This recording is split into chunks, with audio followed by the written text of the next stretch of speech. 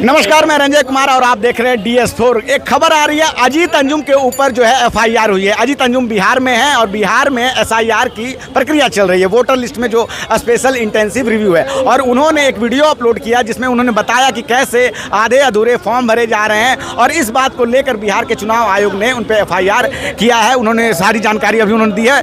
FIR में क्या क्या धारा ये पता नहीं चला है। शर्मा जी क्या कहना चाहेंगे? लोकतंत्र का चौथा स्तंभ है मीडिया और अजीत अंजुम जो है वहाँ वो अपना काम कर रहे थे और उनके ऊपर अब केस हो गया है। बिल्कुल जी, अभी हमने कुछ दिन पहले भी इस बारे में चर्चा करी थी। 11 साल बीजेपी ने नारा दिया, 11 साल खुशहाल। हमने नारा दिया था 11 साल बेहाल, 11 साल आपातकाल। आपातकाल का नमूना देख लीजिए, कैसे माइक बंद करे जा रहे हैं, कैसे लोगों के ऊपर FIR दर्ज करे जा रहे हैं, उनका मुंह बंद करा जा रहा है। उन्होंने हकीकत उजागर करी है और FIR दर्ज करा दी चुनाव आयोग ने। क्यों? क्योंकि चुनाव आयोग की पोल खुल रही है। चुनाव आयोग ने कहा 2 फॉर्म हमने हर एक BLO को दिए हैं। एक फॉर्म उसके रिसीविंग के तौर पे उसके पास रहेगा, एक फॉर्म हम सबमिट करेंगे। अब जब उन्होंने जाके जांच पड़ताल करी, पता चला कि कहीं भी कोई 2 फॉर्म किसी के पास अवेलेबल ही नहीं है और जिन लोगों की जांच पड़ताल करके वो लोग जा चुके हैं BLO, किसी को भी रिसीविंग का कोई फॉर्म ही नहीं दिया गया है। तो कल को उसके पास कोई सबूत ही नहीं है कि हाँ जी मैंने यहाँ पे वो इनको अपना फॉर्म दिया था या नहीं दिया था। तो वही चीज़ उन्होंने उजागर करी जिससे अब चुनाव आयोग की पोल खुल गई है और उन्होंने उसके ऊपर FIR दर्ज करा दी। बताइए, सच बोलना इस देश में गुनाह हो गया तो फिर हम इसे आपातकाल क्यों ना कहें। अब इसी बात को अगर हम देखेंगे, चुनाव आयोग की बात करिए तो चुनाव आयोग तो मुझे बार बार याद आते हैं TN शेषन साहब। ऐसे चुनाव आयोग आज तक जिंदगी में नहीं हुए। उन्होंने फौरन कहा था बड़े से बड़ा पॉलिटिशियन आ जाए, मैं पॉलिटिशियंस को कच्चा चबा जाता हूँ, मेरे ऊपर किसी का दबाव नहीं। बयान है। ये उनका बयान था, मैं पॉलिटिशियंस को कच्चा चबा जाता हूँ। और ये हमारी एक NDDB संस्था हुआ करती है जिसके अंदर वो mother dairy fruit and vegetable project आता है। तो उन्होंने सफल उस वक्त लॉन्च हुआ था, सफल में मटर और हरी सब्जियां वगैरह लॉन्च हुई थी। तो उसमें बाकायदा TN शेषन साहब का जो है दिखाया गया था कि मैं इनको कच्चा चबा जाता हूँ।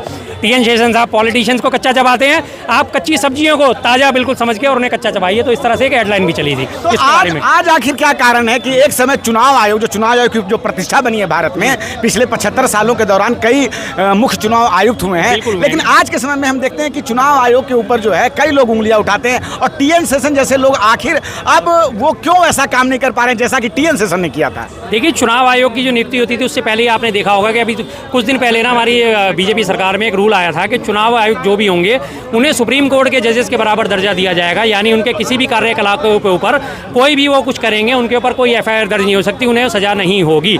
सबसे पहला उन्हें कवच ये प्रदान करा गया। उसके बाद दूसरा कवच क्या हुआ, जो मुख्य चुनाव आयुक्त की नियुक्ति हुआ करती थी उसमें हमारे चीफ जस्टिस ऑफ इंडिया साहब जो है वो भी उसमें शामिल हुआ करते थे। फिर एक और नया अध्यादेश लाके उसमें उनको खत्म करा गया, चीफ जस्टिस ऑफ इंडिया को जो है बाहर निकाल दिया गया।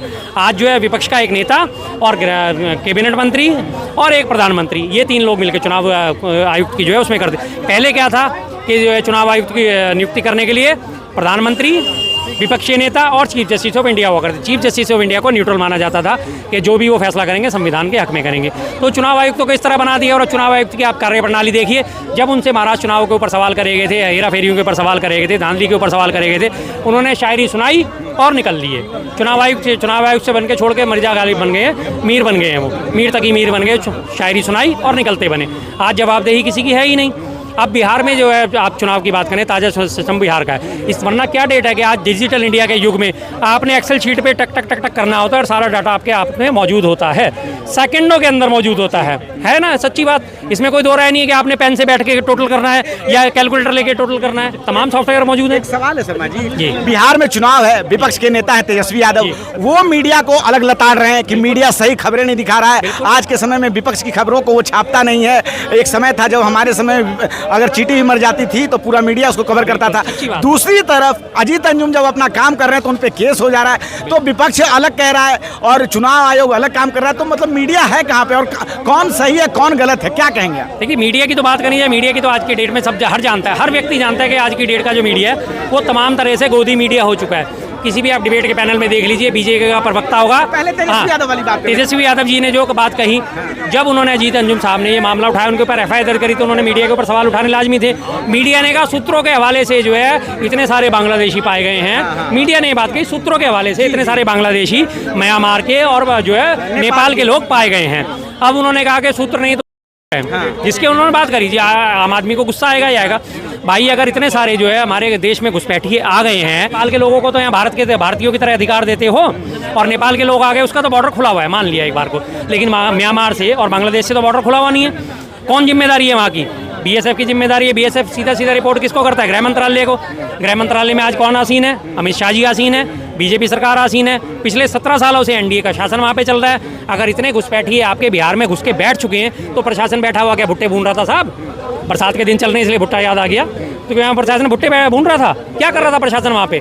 कैसे लोग वहाँ पे घुसपैठ करने में कामयाब हो गए? अगर इतने घुसपैठिए आके सरकार बदलने में कामयाब हो रहे, सरकार को पलटने में कामयाब हो रहे, जिसकी आप डर दिखा रहे हो, तो इसका मतलब आपने 2024 का जो चुनाव है वो इन्हीं घुसपैठियों के बल पे जीता था।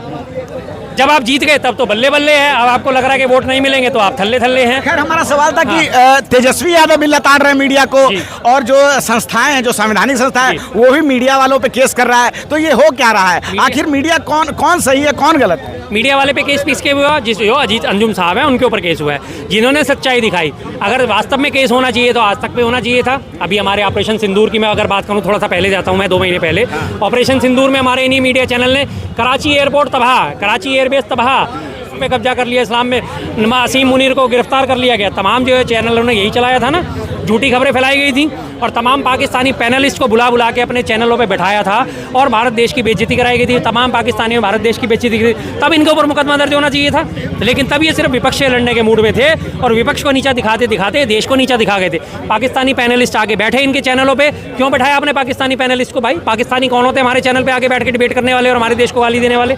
तो फिर मीडिया की छीछा लेकर क्यों ना करी जाए? मीडिया जो है टोटल मोदी जी की गोद में, बीजेपी की गोद में बैठ चुका है। मीडिया से आप बात कर लीजिए, सवाल आप सरकार पे उठाइए, जवाब देने के लिए मीडिया सबसे पहले कूदता है। सबसे पहले आप तमाम पत्रकारों को देख लीजिए, अगर आप देखें अमन चोपड़ा, उनका एक तरफा शो चलता है, सुशांत सिन्हा, उनका एक तरफा शो चलता है। आज अगर हम इस चुनाव आयोग की लिस्ट को रेक्टिफाई करने की कोशिश में लगे और इसके ऊपर सवाल उठा रहे हैं, तो ये देख लिए कि धांधली हुई थी या नहीं हुई थी। इसी सुशांत सिन्हा ने पाठशाला चला के दिखाया था कि देखो देखो कैसे इसको झूठा कर ठहराया गया है। वो तो सिर्फ जो है चेक कर रहे थे कि वास्तव में वोट सही डलाया गया नहीं डला, और जब बाद में ऊपर वाले CCTV की फुटेज जारी हुई तो और सुप्रीम कोर्ट ने कहा कि हाँ इस अनिल मसीह ने गलत करा है, इसने जो है वोटों की चोरी करी है, तो उसके ऊपर बाद हुआ क्या? कुछ भी नहीं हुआ। क्या हुआ क्या? उसके बाद उसके ऊपर मुकदमा दर्ज करने की बात करी। एक आखिरी सवाल, प्रधानमंत्री मोदी ने कितनी बार मीडिया इन्फ्लुएंसर को बुलाकर अपने साथ स्टेज पे इनाम दिया है? तो एक तरफ तो वो मीडिया वालों को इनाम दे रहे हैं और आप कह रहे हैं कि मीडिया वाले पर केस भी हो रहा है, तो प्रधानमंत्री मोदी तो खुद मीडिया इन्फ्लुएंसर को बुलाते हैं। जैसे केस होएगा बोलता है हिंदुस्तान पे, केस होता है नेशनल दस्तक पे, केस होता है 4 PM पे, जो सरकार के खिलाफ आवाज उठाते हैं। आप सरकार की तरफदारी शुरू कर दी, आपके ऊपर कोई केस नहीं होगा। जो इन्फ्लुएंसर को बुलाया गया था वो 5000 इन्फ्लुएंसर भी 2024 के चुनावों से पहले भी बुलाए गए थे। यहाँ प्रगति मैदान भारत मंडपम पे उनका आयोजन करा गया था। तमाम इन्फ्लुएंसर वो थे जो बीजेपी के पक्ष में रिपोर्टिंग चलाते हैं, बीजेपी का फायदा दिखाते हैं, बीजेपी को ऊपर दिखाते हैं। आप उन चैनलों पे इंटरव्यू देके देख लीजिए, आपका सारा काट देंगे अगर आपने बीजेपी के खिलाफ बोला, और जहाँ आपने बीजेपी के पक्ष में बोला आपकी जो है तमाम बाइटें चला दी जाएंगी, वायरल कर दी जाएंगे। तो जो केस दर्ज हो रहे हैं, जो बीजेपी की पोल पट्टी खोलते हैं, जो सरकार की पोल पट्टी खोलते हैं, उनके खिलाफ हो रहे हैं, और जो शाबाशी दी जा रही है वो उनको दी जा रही है जो सरकार के हक में बोलते हैं। चलिए ठीक है, तो मीडिया इन्फ्लुएंसर को बुलाकर प्रधानमंत्री मोदी जो है खुद इनाम देते हैं, लेकिन चुनाव आयोग ने अजीत अंजुम पर केस कर दिया है, FIR कर दिया है। उनका कहना है कि गलत खबरें अजीत अंजुम दिखा रहे हैं। आप क्या सोचते हैं इस बातचीत पे? अपनी राय हमें जरूर बताएं। मैं रंजय कुमार, धन्यवाद।